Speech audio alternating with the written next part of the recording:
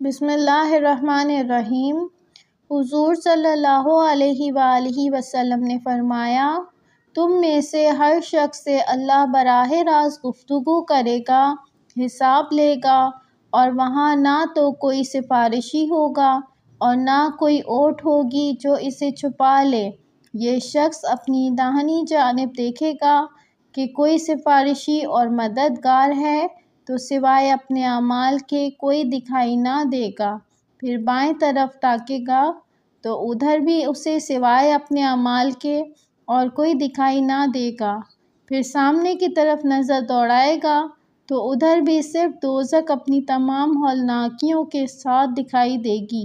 تو اے لوگوں، آگ سے بچنے کی فکر کرو، ایک کھجور کا آدھا حصہ دے کر سہی۔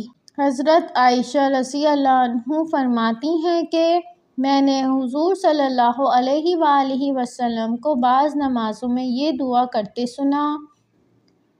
ترجمہ: اے اللہ مجھ سے آسان محاسبہ کیجیے۔ تو میں نے پوچھا، آسان محاسبہ کا کیا مطلب ہے؟ آپ صلی اللہ علیہ وآلہ وسلم نے فرمایا، آسان محاسبہ یہ ہے کہ اللہ بندے کا نامہ اعمال دیکھے اور اس کی برائیوں سے درگزر کرے۔ پھر فرمایا، اے عائشہ رضی اللہ عنہا، جس کا حساب لیتے وقت ایک ایک چیز کی قرید کی گئی تو اس کی خیر نہیں۔